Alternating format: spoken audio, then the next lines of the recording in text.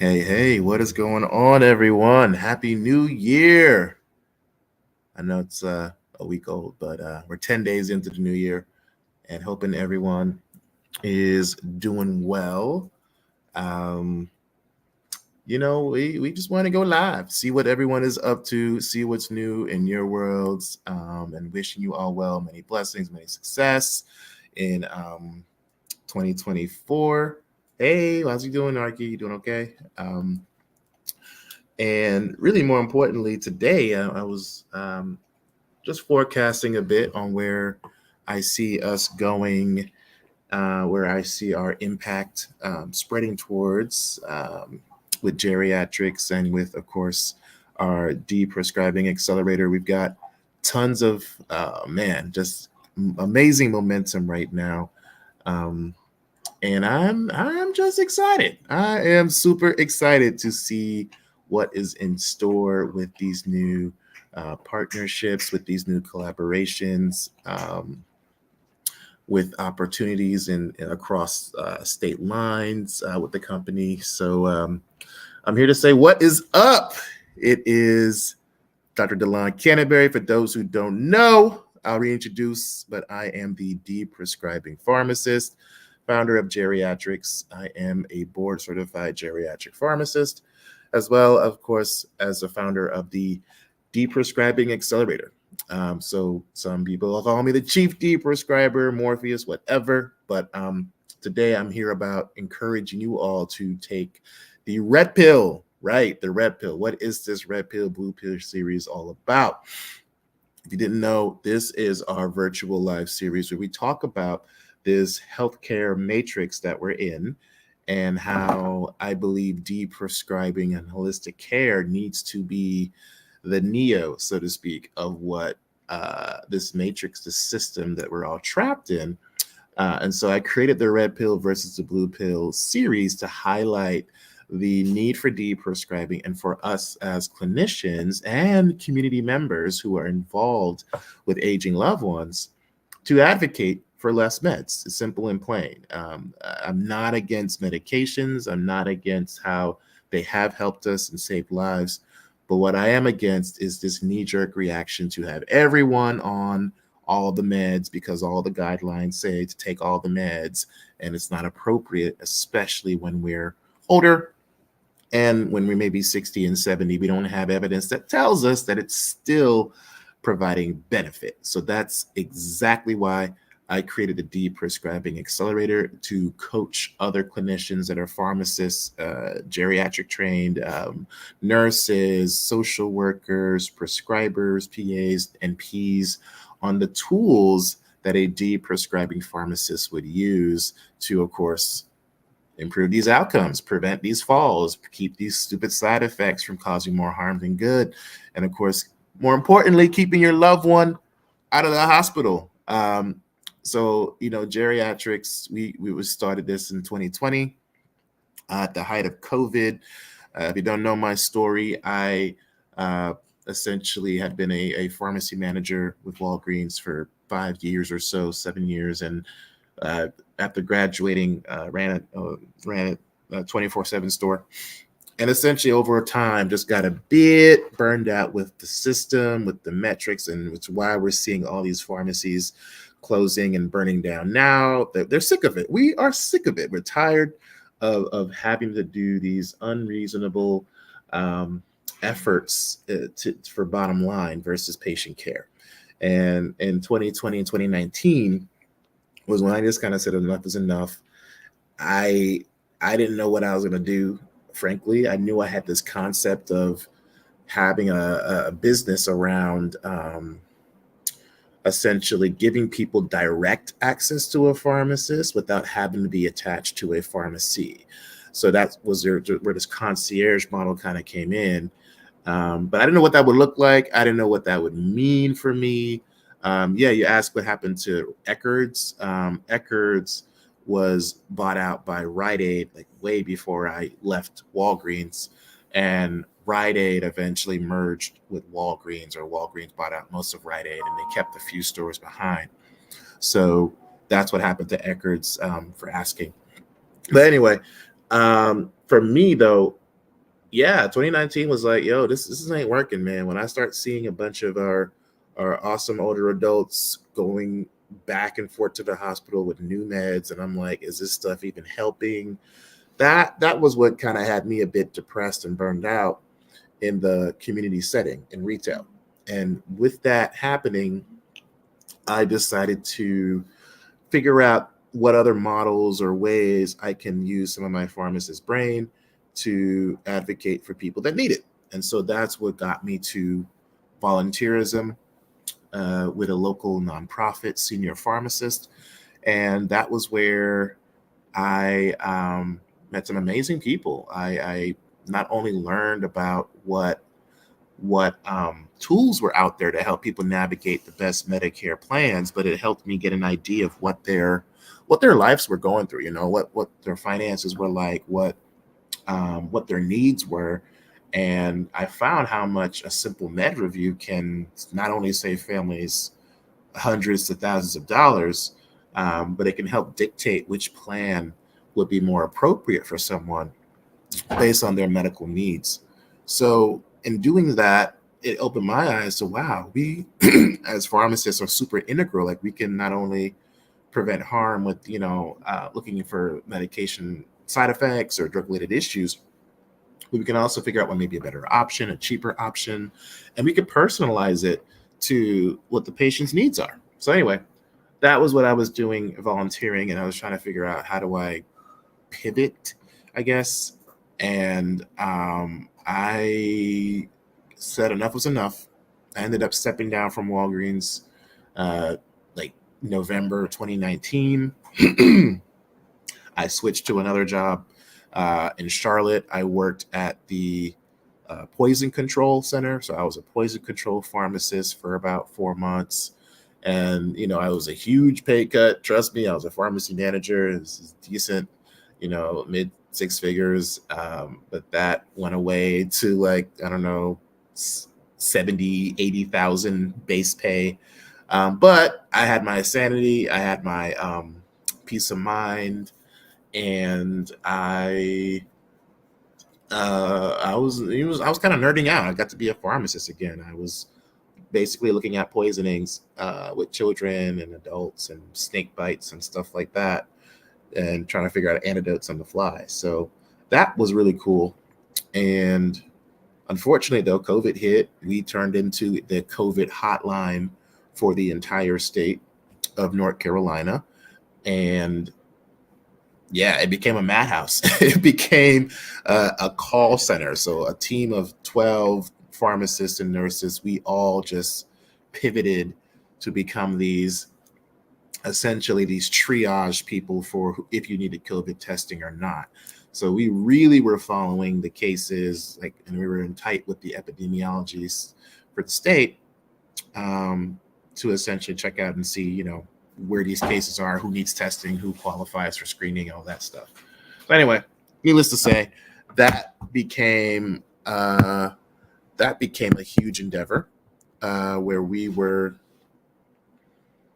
We were just taking calls. Like we were taking hundreds of calls a day, and it was nonstop, just boom, boom, boom. So ultimately, that burned me out because I, thought it'd be just more of a chill job, but it ended up being a madhouse, and I fell asleep at my desk. I fell asleep at my desk for all of 5 minutes, and in those 5 minutes of me nodding off with no calls missed, I woke up to the director saying to go home, and came back the next day, and all my stuff was gone, and they terminated me. So basically, I'm fired 2-3 days after my birthday in April, and this is April 2020. And I had the idea of this company, but I was pissed. I mean, dude, you're gonna fire me in the middle of a pandemic? It was messed up. So I try to fight it. I try to appeal it.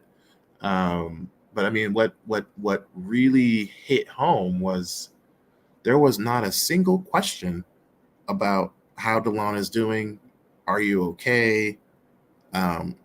You've been doing a lot. You've been training our people to take on these calls. Like there was no personal like care about me or why I maybe slept. There was nothing. It was just, you're terminated. So I literally left, my home and my dog and moved in with my uncle and my aunt for a couple months just to take on this job, just for my sanity. And it hurt a bit. And frankly, that was one of the biggest blessings I've had to date. I would not have had the fire to start this company and just go full-fledged in. I was still tiptoeing. I was still like, I don't know, I have the idea. And if it didn't happen, I don't know where I would be. So I'm grateful it happened. As angry as I was, I used that energy to do the stuff, DeLon liked. And DeLon missed out on the community service aspect of being a pharmacist. So that's what I did. I got involved with COVID task force. It was a huge blessing, Taylor. Thank you. It was a huge blessing in disguise, man. So I ended up, don't get me wrong, I was pissed. I wanted to get the job back. I was like, I liked it, but thank God it did. Otherwise, we wouldn't have the families that we've helped that year and saved. And in that first year, from a lot of bootstrapping now, it was a lot of word of mouth, a lot of, group me spamming in the, letting people know, hey, is your loved one open medicated? Can I help? You got any questions about the meds? Or what can I do? All from group me. I wasn't even on social. I was like anti-social media, to be honest with you. I didn't even want to touch Facebook or LinkedIn. It was all just word of mouth. And I started in April. We got our first client in August. We got our very first client in August, and we started in April. So May, June, July, August. So that was 4 months of just every other week, putting something in a chat.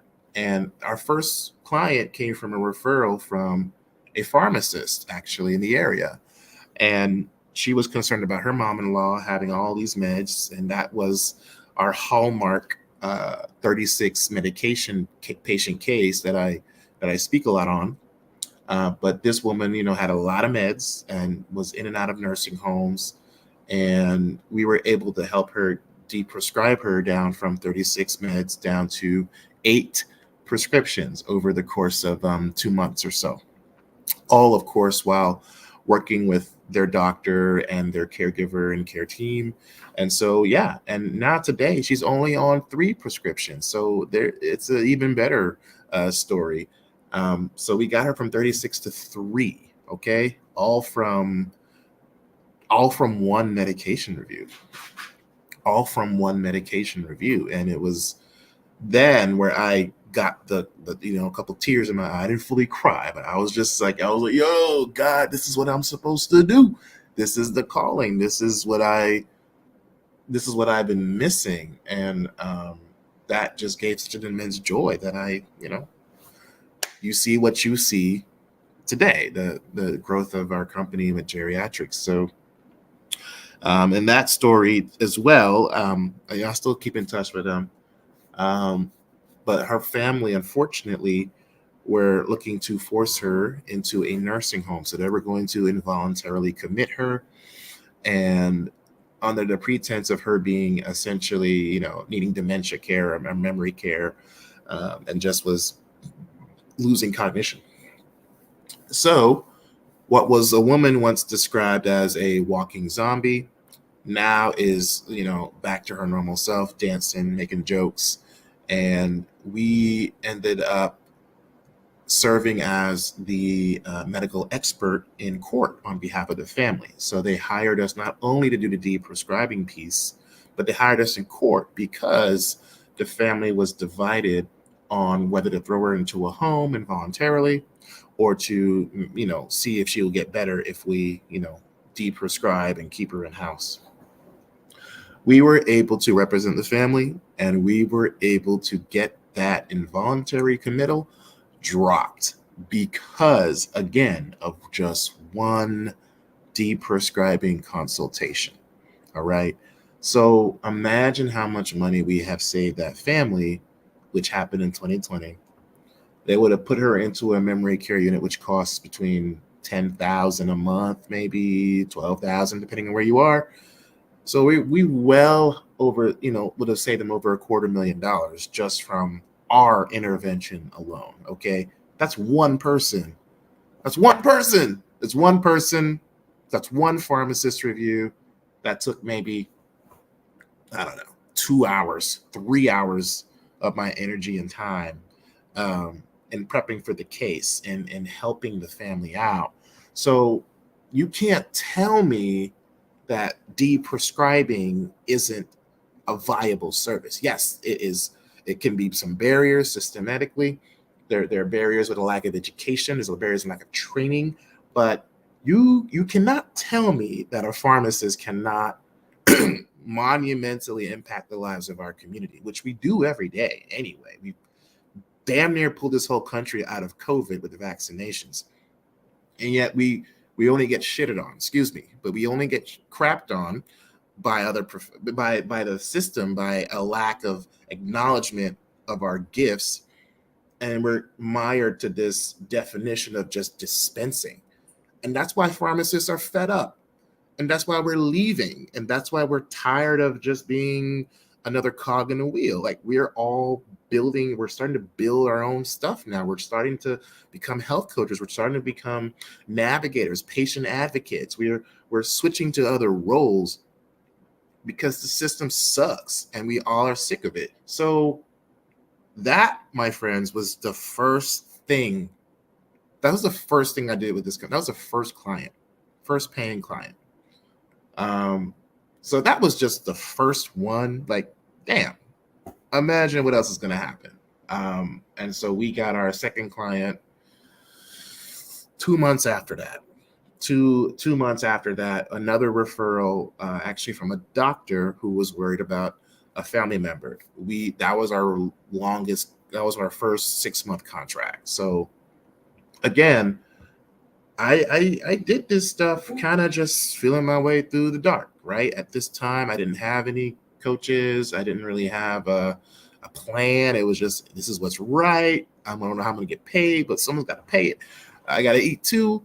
And that's where I drew to the private pay concierge end. Now, mind you, there are tons of pharmacists who have collaborative practice agreements, who work with clinics, and who may do remote patient monitoring, which is honestly a viable model as well. Billable incident to services. If you haven't checked out Dr. Jerome Stout and Thea Blystone, they are experts in remote medical billing and doing remote patient monitoring, chronic care management, behavioral management. There are annual wellness visits. There's so many other models that you can employ doing incident to billing on behalf of the provider. I didn't want to do it. All right. It's just, I didn't want to do it. I thought about it. I thought it'd be a great segue to build that relationship. But frankly, I like to work from home in PJs, and I like to do it on my own time. And I don't want to have to feel confined to a clinic. No, there's no knocking it. It works. I don't want to do it. All right. So I said, let's emulate what concierge nurses do, what concierge doctors can do. Yeah, I know I can't write orders or whatever, but I can still be higher on behalf of a family. And guess what? That's what we did.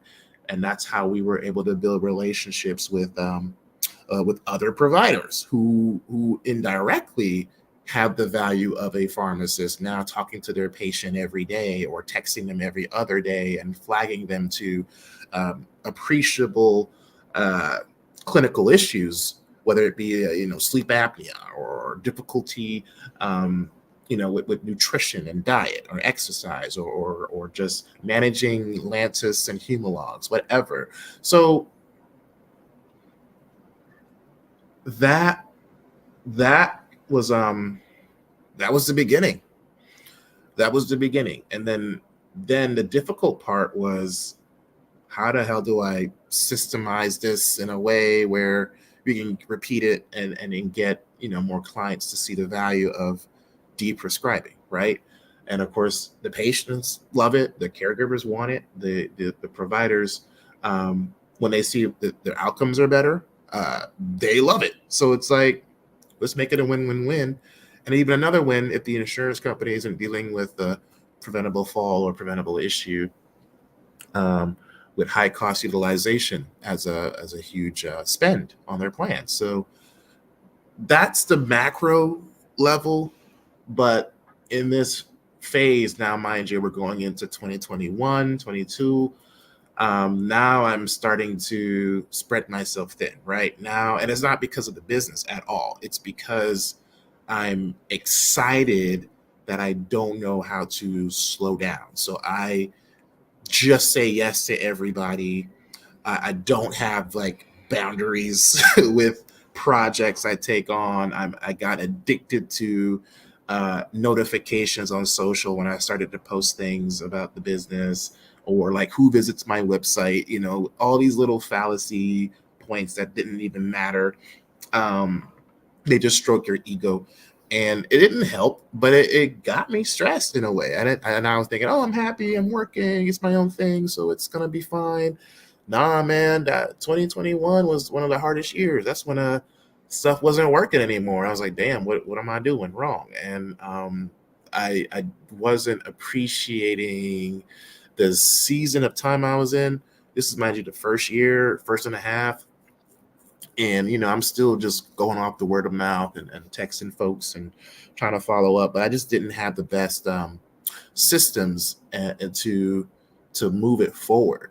So in doing so, I burned out easily. I burned out. I didn't have a plan, and failing to plan was a huge issue. But I had realized up to that point, I really had not taken a break in my entire career.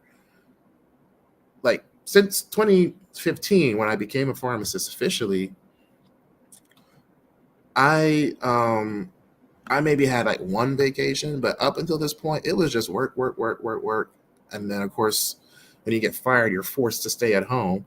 But there was a burnout that came, and I wasn't anticipating it. So needless to say, I had to be, my body basically told me to shut up and relax. And that was, that was necessary. That was necessary. So it changed my whole approach now on planning days off first in my year, planning time off, planning time to sit, planning time to reflect, that helped. So I wasn't crashing and burning. So now 2022 hits, 2021, we're rolling out genetic testing. We're now working. We got our pharmacogenomics certification. Took a training under Sue Paul. I know I'm painting the journey of this company, but why the hell not, right? Like, I want you to know that this stuff takes time, because I naively thought it'd be, oh, I built it. It'll come. They'll be here. And you gotta be real with yourself. Like, it didn't work that way. I had to see that there were phases for all this and why things came full circle. So now, like the second year, I started doing more PGX consultations. And so I would do Deprescribing pharmacogenomics consults. And we got a lot of buy-in with nonprofits, with a lot of, patients with like dementia, patients living with dementia, family members who were concerned about antidepressants not working, pain meds, etc. I would start, getting kits out to other clinicians to see if they want to pilot having a precision medicine consult. Like, I did all that, man. Pitching behavioral health units, and it worked. It worked for the season I was in, and that was when I started switching to more of the retainer model. And that's where I started playing with, you can have access to a pharmacist through a year. So if there's any new meds, you can essentially have me at your bedside. You can text me, call me for anything that comes up. And even if they want to start a new med, we got your PGX report. We can do a cross check before we dive in. And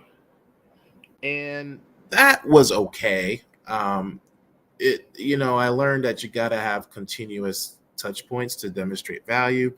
And I had to pivot from doing it just as a one-off consultation to how do we roll in more value with other services and extend the touch points I have with patients. So again, I had to learn all this from doing it and be like, oh yeah, this ain't sustainable.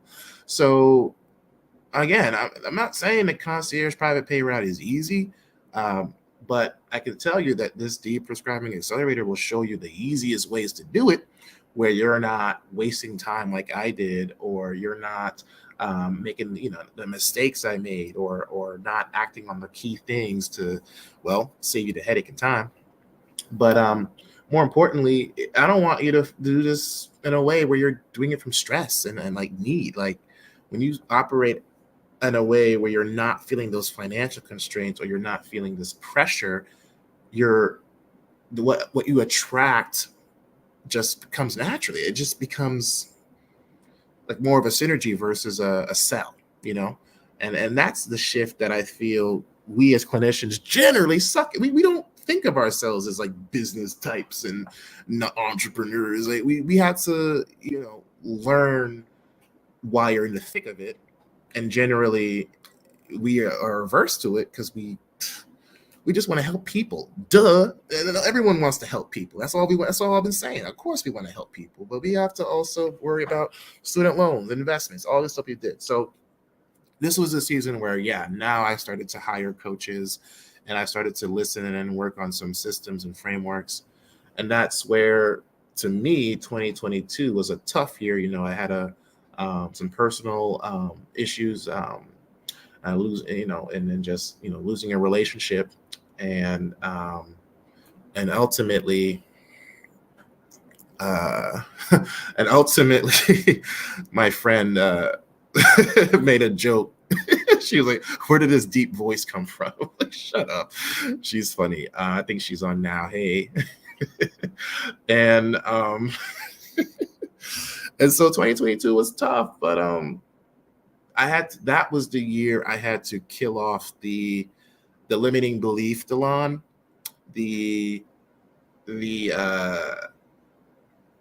And don't get me wrong, it's not perfect. I still have these issues. They come and resurface every now and then, but a lot of my hiccups were this lack of belief or mindset that there's a way to do this. And I was scared of the success of winning. Like, truthfully, I was scared of how awesome this could be if Deprescribing was like standardized in all aging touch points, right? And even when this happens, like the NCQA passed their first set of HEDIS measures that actually advocate for Deprescribing of benzodiazepines and of insulins related to falls. I believe with the last year's 2022 conference going into 2023. So 2023 was when they finally enacted these Deprescribing HEDIS measures. So that was the first time ever in history that was ever logged as a measure. So I knew that what I was saying and doing in my world of, a couple of patients here and there was what had to be the standard across the board. And I still believe that. I still know that. And 2022 taught me that I needed to share with other clinicians and other coaches and other caregivers that they can push the mission along for Deprescribing themselves. And that's where the Deprescribing Accelerator started.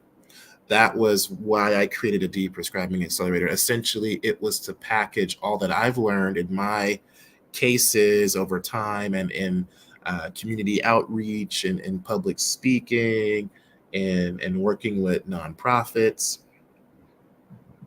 like the Alzheimer's Association. That was where I realized, to make this a force multiplier, it can't just be on the pharmacist or the doctor. It has to be a conversation that the caregiver is equipped to navigate. It has to be a conversation that the family can speak to, or at least have a concept of.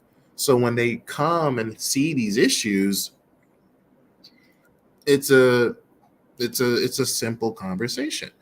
And that's what's missing, because we're relying on, the health system to catch all these errors. Like, bro, there's so many points of of opportunities for something to go wrong in healthcare, whether it be transitions of care or hospitalization, you name it. Something can always go wrong, or poor med rec. Anything can happen. So why not empower both the deprescribing advocates, like social workers, like people who are doing intake for nursing homes, people who are run a home health agencies, and they have these CNAs doing med passes. Like, why not think that they can be extensions of deprescribing, led by a pharmacist or a physician who's well versed and trained to do this? So that was where my idea and vision came from, was why not develop a course where people can have quick, easy access, easy tools, evidence-based, thorough med reviews that are continuous, right? Continuous medication management. It can't just be a one-time thing. It needs to be continuous, in my eyes, until the person is on less than 5 meds. And more than that, we have defined as polypharmacy. So that's my mindset, right? And that's when in the fall of 2021, going into 2022, that was when we had our very first Deprescribing Accelerator cohort. So we had 3 awesome people. We started February 2022. We had Dr. Judy Waldman, a wellness practitioner in the Dakotas. We've got Miss Charlene Sparks. She's a nurse staffing agent and nonprofit for a caregiving while Black women group in Greensboro. And then, of course, we had Miss Sharon Frant, another nurse. She was a long-term care visiting angels nurse. So she worked in the senior care space for decades and had the power to, and wrote a book on curing herself of diabetes. And so she was able to reverse her diagnosis using, lifestyle changes, diet, and exercise, and essentially deprescribed herself. So who better than a perfect cohort, an interdisciplinary team? That's what I wanted. I wanted to be small, close knit. So we had 3 awesome people, and they, have since then grown. They were our first cohort. Judy is still doing her thing. Charlene as well. We've all spoken at her conferences, speaking to the need for deprescribing. And so I trust them, and they trusted me to teach them about this game. So it was awesome to have our very first cohort roll out. The second one was an interesting group. That was that summer. We had, that's when we worked with the Elder Options Group in Gainesville. So they were essentially they're a AAA, right, an area agency on aging hub. And they also had a medication reconciliation team. So they had a team of basically patient advocates who had a partnership with UF Hospital to help with reducing readmission rates due to diabetes, pneumonia, COPD, and heart failure. So that was our second cohort. Pretty cool. Another nonprofit. We helped to train some of their MedRec team on what to look out for. And then we had a third one with, of course, Dr. Tamara Ruggles, who I'm sure all of you all are seeing more of. She was doing an amazing job with her LTC podcast that she's developed with her partner, Scott Stewart. And frankly, she has developed her own, the Deprescribing Clinic, where she's based in. So again, super, super proud of her and how she's using pharmacogenomics as a tool to deprescribe in nursing homes and long-term care facilities. So there's her. And then there's Dr. Megan Keller, another person who graduated. She is in Colorado, and she used our program to essentially create her own position. She created her own role within the health system, literally being able to bill for deprescribing services. So they're able to find a way to do it. She taught it. She used our course and had the confidence to teach grand rounds for physicians and pharmacists in her health system. And now they say, you know what? Let's just have a position made for you. So they created a job for her, literally deprescribing. So she's happy. So that's all I can ask for. So that was our last cohort. And then the next one We just, no, we actually had another one, our fifth cohort, no, sheesh, our fourth cohort was last March, and that was comprised of 4 people. We had, clearly I care about my students, so I'm just rattling off because I love them. But we had Dr. Tracy Faulkner, another geriatric pharmacist and PGX advocate. We have Linda McMahon. She created her own concierge business down in Texas. And who else we have? We have Miss Dr. Ann Berg, another geriatric pharmacist who works in long-term care facilities and is now finding ways to get into more holistic healing using cannabis and psychedelics and pain management. And then we have Kathleen Gordon, who is a social worker by trade, but was heavily involved with placements for seniors and did a lot of the intake processes.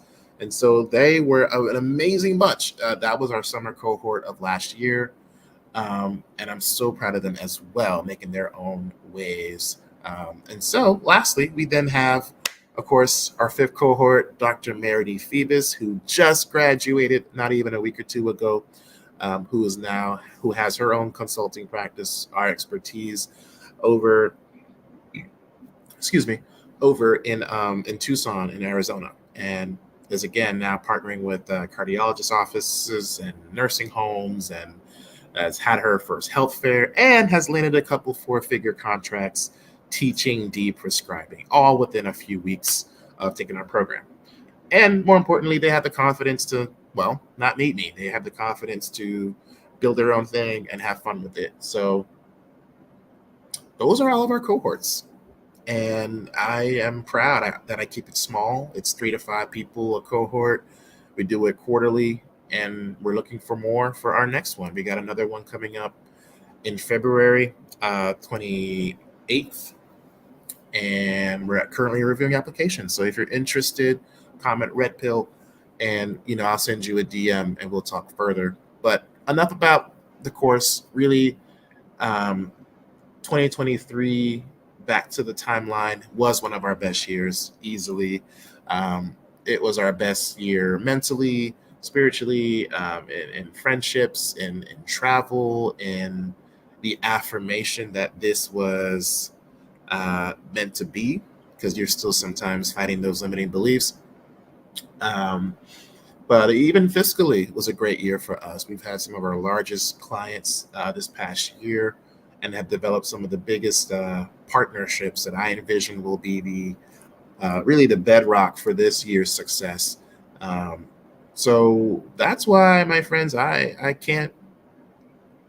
This is the year I stopped getting in my own way, like straight up. Like, you thought I was in your face these last few years, like, nah. Now I'm up in there. All right, now you're never gonna get tired of talking to me. Like, I'm gonna be everywhere, because I am so affirmed that this is what I'm supposed to do now. Like, now I'm just like, I'm not holding back.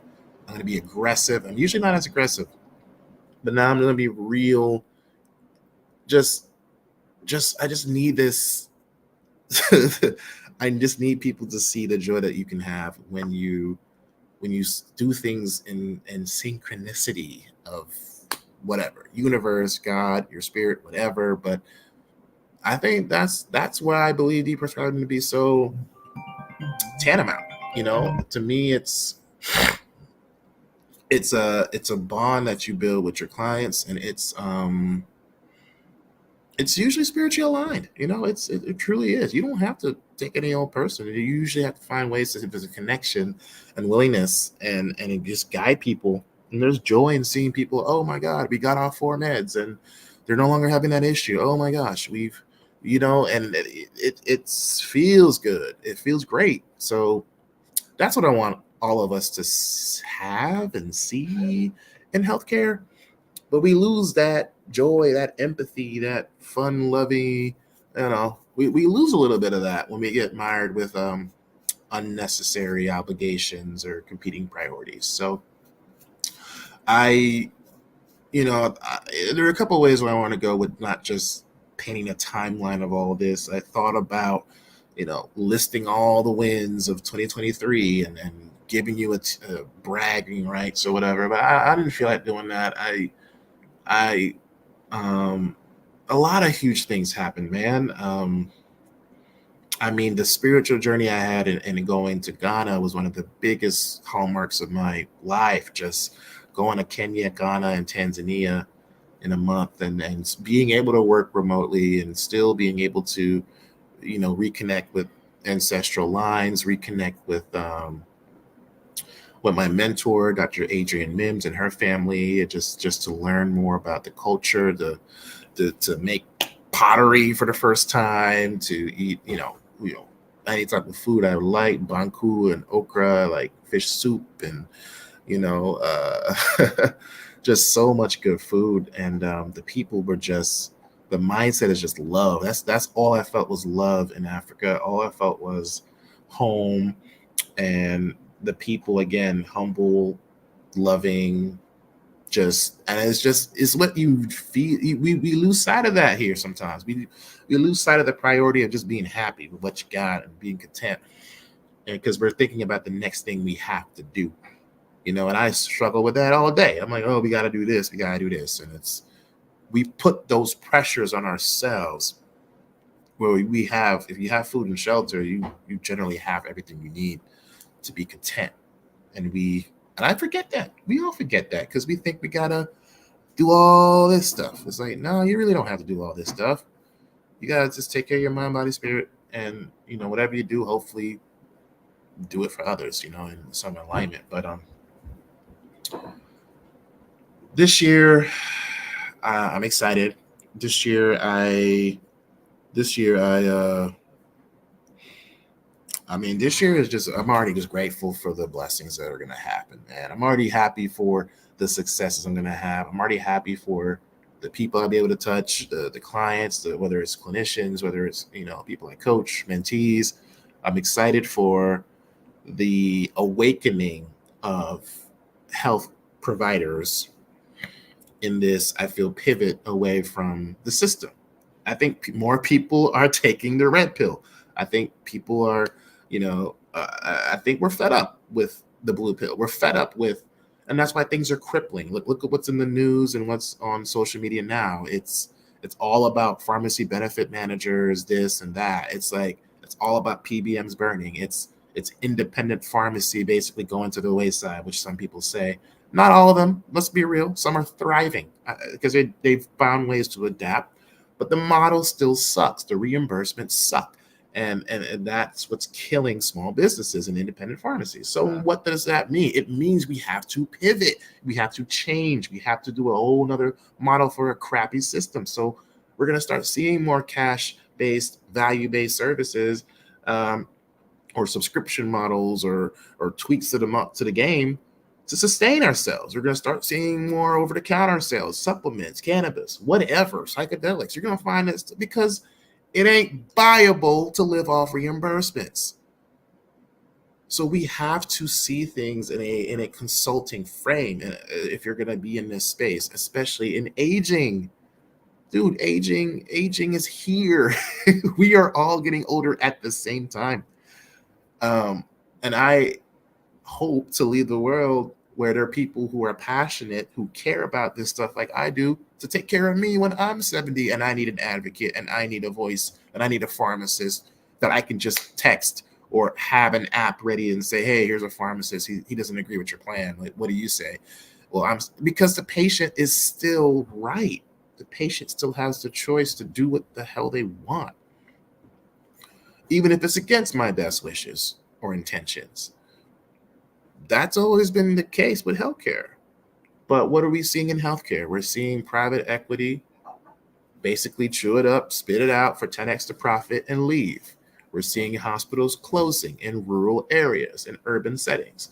We're seeing less reimbursement from CMS and Medicare for physicians and providers. The things that we are supposed to do right does not bill as much as, say, a surgical intervention.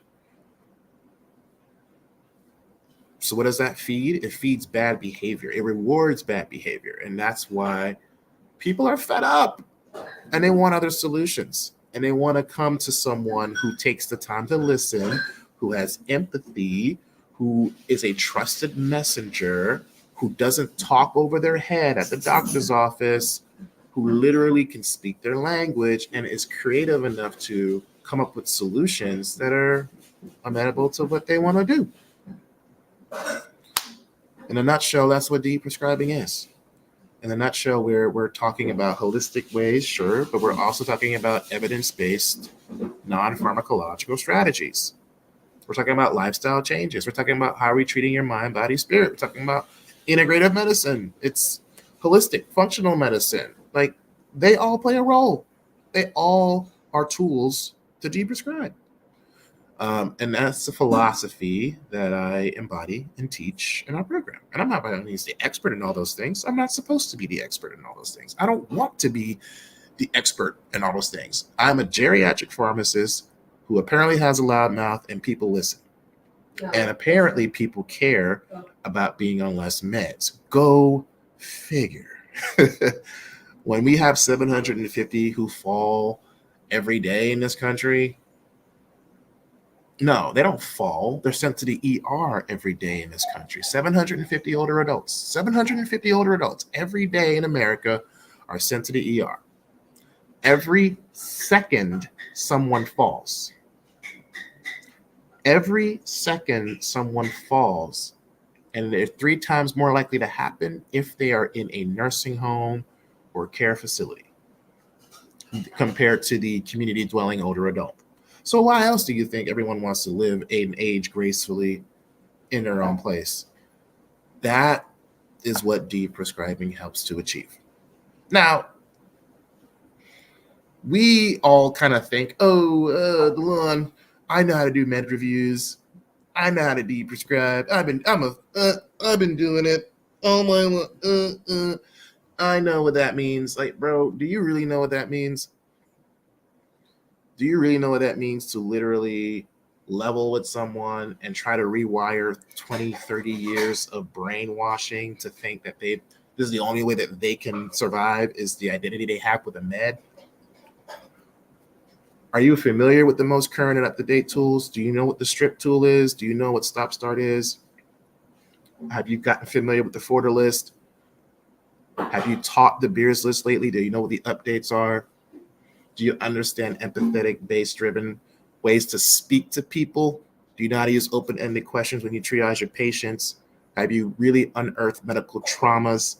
Have you exhausted holistic and non-pharm and alternative approaches to care? Have you done all those things in your practice lately, every day, every time, every way you see a patient? Have you discussed the 4Ms model? Have you talked about what matters most? Have you talked about what medications may cause harm? How are we preserving mobility?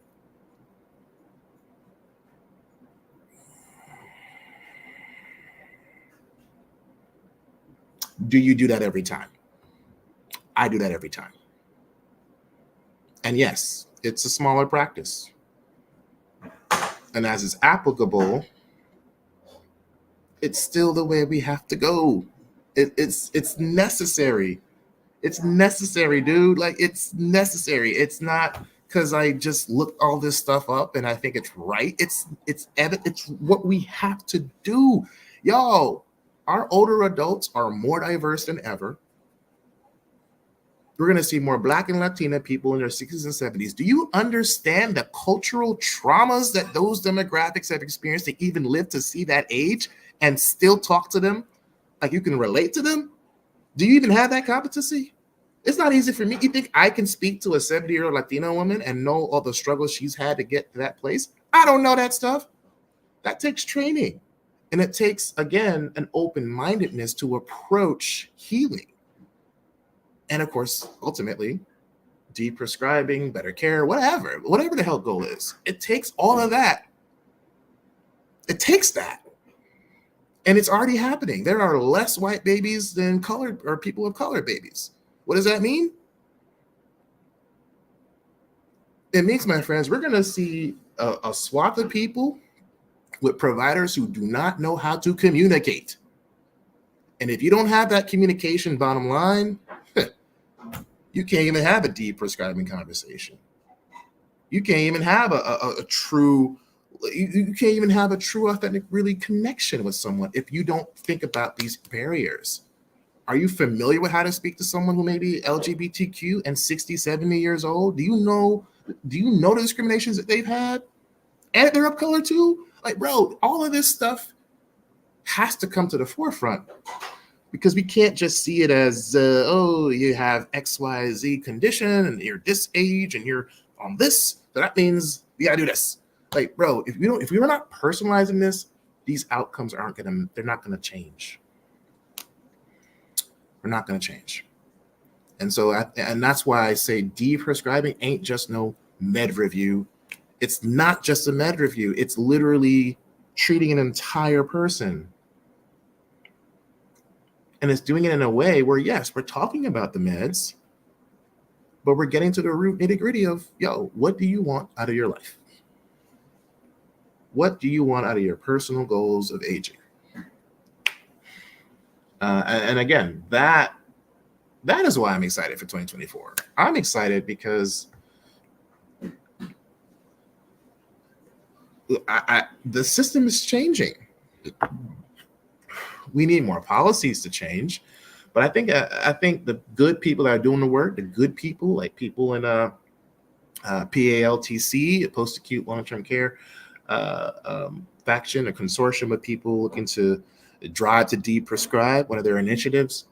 We've got the US Deprescribing Networks funding hundreds of thousands of dollars to literally have people like me have these conversations. To have a pilot study with Black churches to talk about deprescribing and genetic testing. That is a dream I've always had. And here I am in the year being able to do it because of funding from the US Deprescribing Network. Small mini grant, great. But that's going to be a bigger project in a year or two. We get to teach deprescribing the people that need it the most. Vulnerable communities who don't have access to someone to think like this. I'm grateful to say that I can see that come to fruition, which has been a dream of mine. And I get to see that this year and next year. I'm excited. Straight up. I'm excited. And I'm excited to see more passionate people see what they were called to be and kind of do away with that old self that has been holding them back. Those limiting beliefs, those self-doubt, I don't know. It's really, you don't know yet because you haven't done it yet. People get to kill off that side when they work with us, and they get to build this confidence that you can't take away. And when you hit that, shoot, the world's your oyster, man. It all works out. So in 2024, I think this is just a year of awakening, man. I'm not gonna really pontificate or forecast. I can speak to what I'm, really what we do today is what affects your future. And so today is, we're creating the #1 deprescribing agency in the entire world. That has been the goal. That is what I do. So my vision are to employ, deprescribing physicians, deprescribing nurses, deprescribing social workers, deprescribing medication technicians, deprescribing nursing homes. Shit, we'll make our own. That is my goal. My other goal, of course, is changing the practice of prescribing and aging. Simple. It's changing the mindset. It's rewarding those who can actually sustain being on less meds and having better outcomes. That's my goal for the practice of medicine. Never against medicines. They have a use, time, and place. I'm for the optimization of the appropriate meds when needed. And I still think every medication has a timeline. Every medication has a timeline. So I can't wait until our TED Talk discussing deprescribing drops. look out for it. We're still waiting on that footage to drop. But once it comes out, you all will be the first to know. I don't plan on doing as much traveling this year. This year, I'm gonna hunker down. I would say the goal last year's word was ease. I'm starting to think this year's is going to be efficiency. I wouldn't say that's the same word, but efficiency, I think, will be the word for me this year. Is how can we efficiently just do all the things I envision to do. But yes, Deprescribing Accelerator, 15 hours of live CE. We start February 28th. We meet once weekly, usually it's an hour and a half. I'm calling all pharmacists, especially those that are geriatric, that are passionate. However, nurses can qualify, social workers, DOs, MDs, all clinicians can qualify for our program. And if you're interested, we are playing with a beta for a caregiver version of this as well. So it won't be all clinical. So down the road, we will have a more caregiver-based patient advocate version of it. So stay tuned for that. That's what I'm excited for is again, reaching more people. So it doesn't have to be all in the clinicians. So we're going to roll that out. And more importantly, we've got some pretty cool projects coming up too. We're doing some future projects with food insecurity with Slice 325. So we're trying to target food insecurity with our older adults. We're partnering with them in hopes of fusing deprescribing and med management with, how to appropriately cook and budget for food and prepare for foods and plan to address food insecurities in seniors. So that's a big one. That's exciting. Of course, our clinical trial we talked about. Yeah, I'm excited for the next cohort. I'm excited for what's to come. I'm sure we all are. It's always the beginning of the year. You feel the energy of it.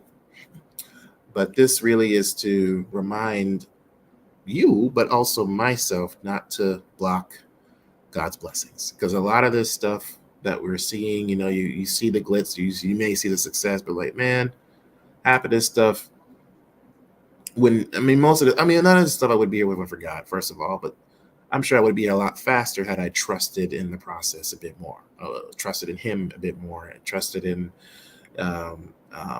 focusing on that alignment more so that it compounds in my work and in my patients and in public speaking and all that.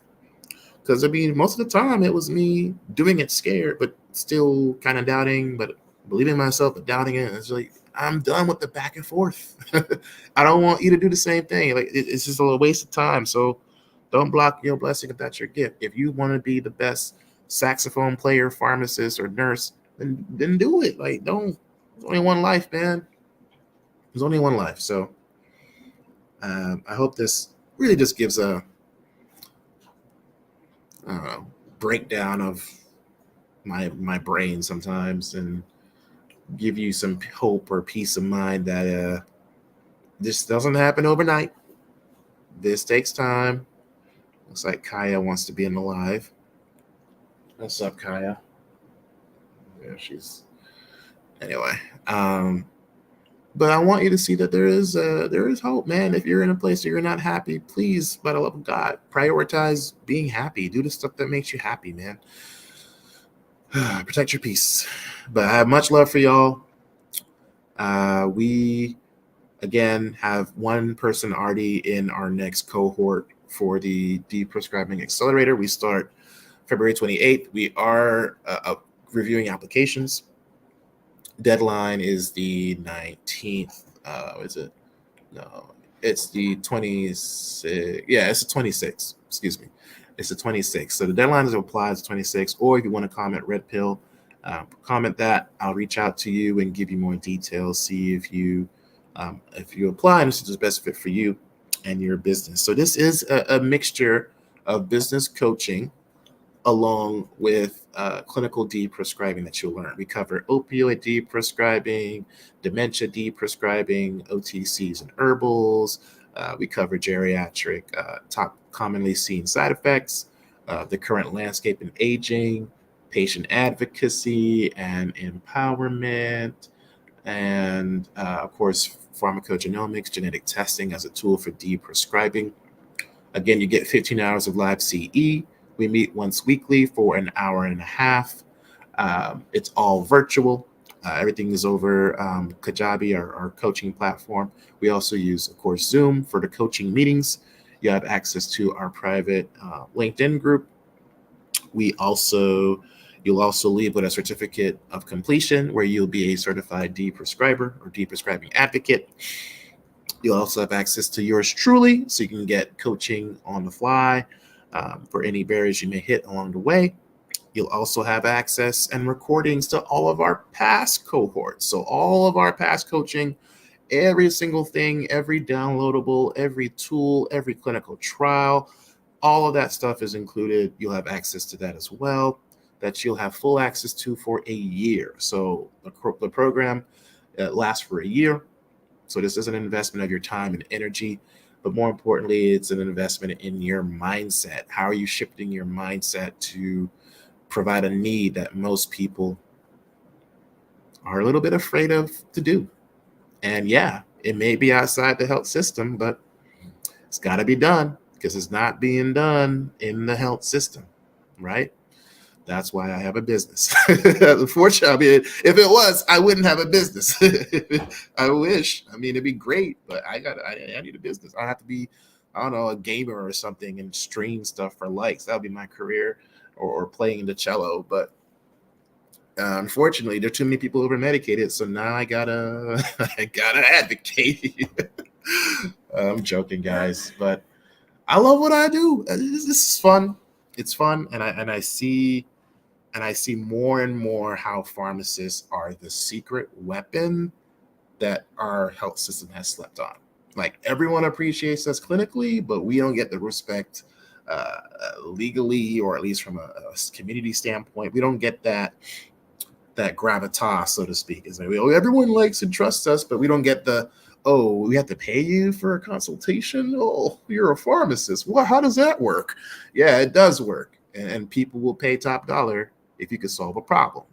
Just solve the problem. And how you position yourself to solve the problem is the key. But they don't want to tell you that. They want to say, oh, this is impossible. I go to these conferences, everyone thinks it's impossible. Like, me, brilliant-minded long-term care pharmacists I run into who have amazing skills, way better than me. They know all these FTAG rules. They make the GDRs. They make the recommendations. And it's like 30% of their stuff is accepted as advice. It's like, what the hell is the point of him being there? What's the point? And then you want to have a model where you have one consultant pharmacist seeing 50, 100, 250 beds, and you're doing med reviews. You're basically just checking off boxes. Like, it's the same as retail. It's just you're doing it closed door.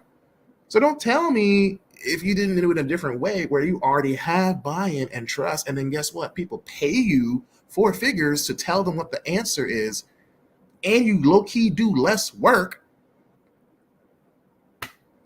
You wouldn't do it. Of course you would. Of course you would. And you feel better.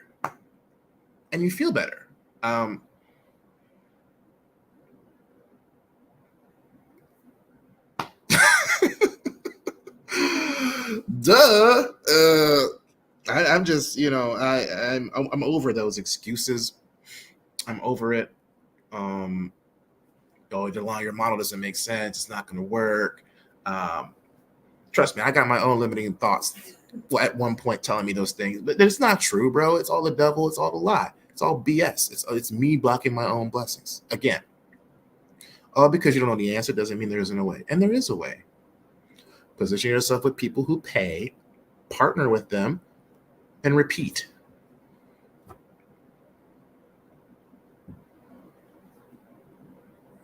And I'll show you that. That's the whole point of this program, is to show you that you can do this yourself. It's not going to happen overnight. But it happens, and it's fun. So if you're ready for that leap, if you're ready for that trust, I encourage you to apply. Check out my homepage on LinkedIn. The application link is in my profile. You'll get some pre-qualifying questions to see if you're eligible, and then we'll connect over, Zoom and have a meet and greet and see if this is the best fit, and we'll interview you and see if this is what you want to do, and go from there. But yeah, we start February. Thank you all for tuning in. I'm wishing you all much love, much success in 2024. I am so excited. And, if you're on the fence or if you're just wondering what I should do, I say start with the inner you that, misses having fun. What was the one thing you really enjoyed doing that you haven't done in a while? And I encourage you to do it. Do it in this new year. Do it, whether it's reading, whether it's, running, whatever, exercise. Just do something fun that is low, energy, and just reinvigorates this piece of you that you probably forgot was there. And that's my antidepressant. Usually, it's getting back to the inner childhood thing. It could be drawing. Just draw for 30 minutes or something. That's my little piece of do it. Just do it. Time is short. So anyway, much love. Y'all be good. And I'll catch y'all later next time. Bye.